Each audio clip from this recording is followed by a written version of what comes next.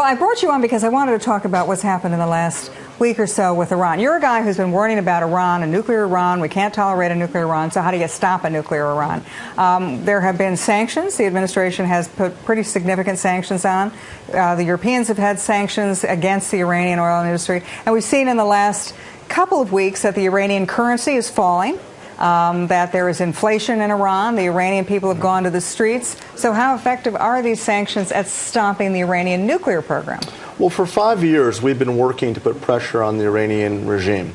The best measure of the Iranian regime's centralized control over power and the effect of economic pressure is the valuation of their currency. And you've seen a dramatic drop in the rial over the last year. My friend Steve Hanke at Cato Institute, I urge you to go there, has characterized Iran as the latest example of hyperinflation in the world. And that's important because you've seen regimes that have suffered from hyperinflation fall. Suharto, Milosevic, and others have been put in serious jeopardy by hyperinflation.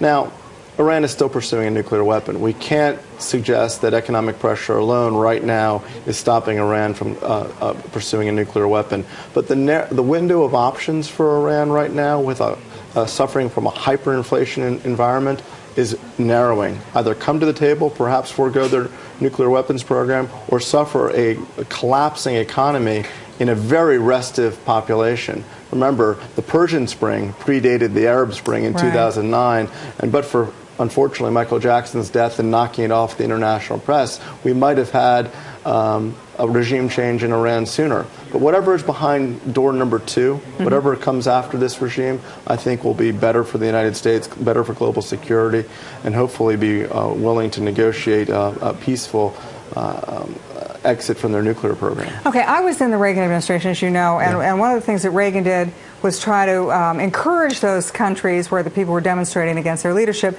encourage them to overthrow their leaders, which is what happened in Eastern Europe and in this former Soviet Union. This certainly what's happened in the Arab awakening.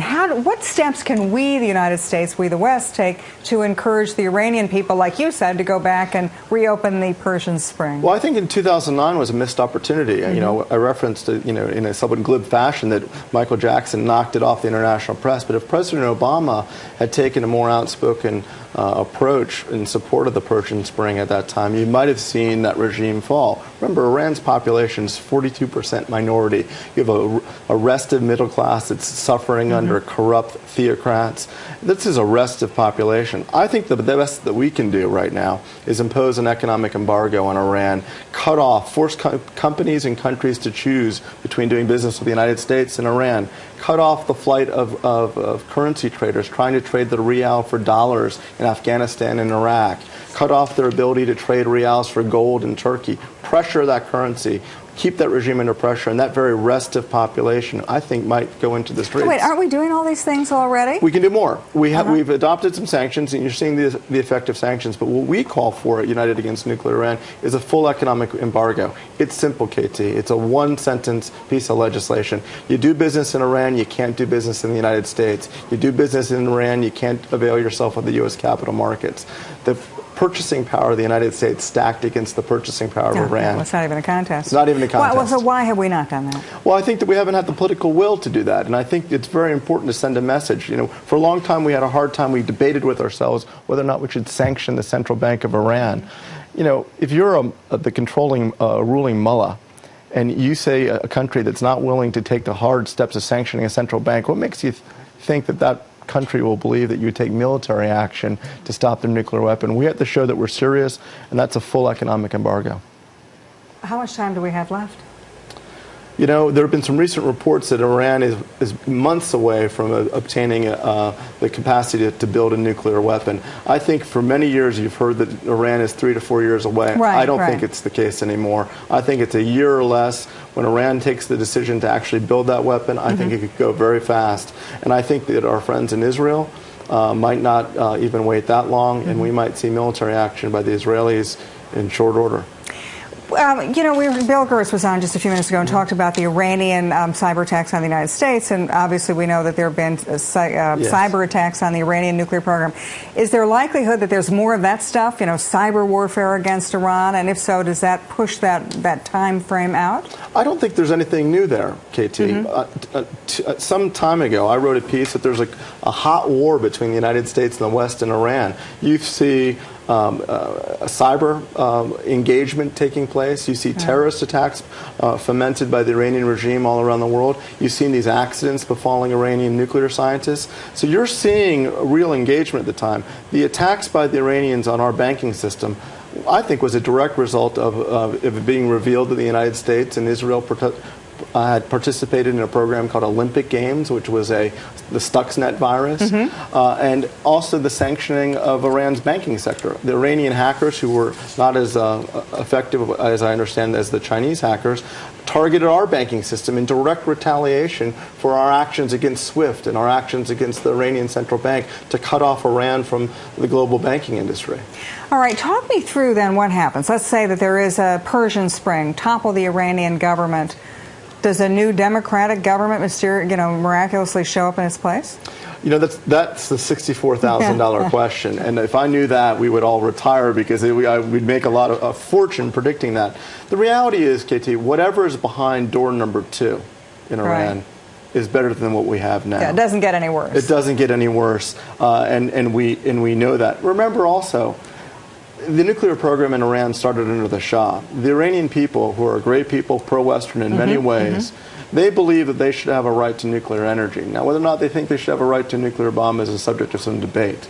But, you know, they have a nationalistic pride, too. I think whatever's behind door number 2, we will have this issue, but hopefully it will not be contentious with a theocratic dictatorship behind the scenes, controlling this government and acting in such a hostile way to the United States. You know, the former Director of National Intelligence, General Michael Hayden, he was on the show and he said, about nuclear weapons in Iran, it's not that we mind Iran having nuclear weapons, it's this Iran having nuclear weapons. That's right. I mean, remember, there's been no more hostile government to the United States, to the world, in the last nearly 40 years than Iran, sponsoring terrorism, seeking an illicit nuclear weapon, brutal human rights violations, oppressing its own citizens. This is a bad regime.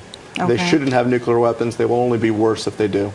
All right. Well, as long as I've got you in this chair, I might as well take full advantage of you and ask you questions that are coming in off the transom. One of our viewers says, now that we have Syria, Iran, Afghanistan, the Taliban, and Al-Qaeda, how are we going to deal with what looks like a situation in the Middle East that maybe a year ago looked very promising, but now looks less promising, with Al-Qaeda on the move in northern Africa, Afghanistan going badly, we're shooting our way out. We obviously saw what happened in Libya, the Muslim Brotherhood elections in Egypt. What do you make of it? Where do you go from here? Oh, I mean, look, the question reveals the answer in so many ways. This is the most challenging region in the world, a huge threat to American national security, global security in so many ways. Look, from my perspective, the first thing that we have to ensure is that Iran doesn't get a nuclear weapon. Because imagine this region so problematic right now. If Iran goes nuclear, you will see every other country in that region want its own nuclear weapon, and you would have a nuclear arms race in the most volatile region in the world. That makes it far more complicated. And so what do you do about it, though? I think what you have to do is you have to use American power. Military power?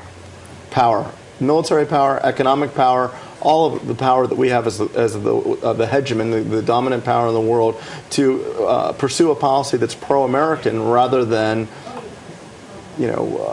something else. And I would just really think that we can impress upon even new allies in the region to advocate American national security interests, to protect us, and not allow others to usurp those interests in the region. So what countries in the region should we make good friends with that we're not making friends with now? I think that other than Syria and Iran, I believe that we should have relations that are aggressive with all of them. I think that we should not abdicate the diplomatic role to any other country. I think it's important that we have a seat at the table, talk to everyone. I think it's hard to talk to the Iranians. I think we should talk to we talk to the Iranians? I think we should. We are talking to the Iranians. There's a negotiating process that has not borne any fruit. President Obama famously announced on his inauguration that he was extending an open hand. I think it's been 1,350 days or something since that time. Obviously, we haven't made great progress. But there are only 4 things you can do with an intractable regime. You can engage in diplomacy, special operations like the Stuxnet, military planning, and economic pressure. I think you have to do all of the above. Serious policy includes all of the above. And for our allies, you spend money, you engage in diplomacy, you enter into military alliances, you have to press all of the buttons.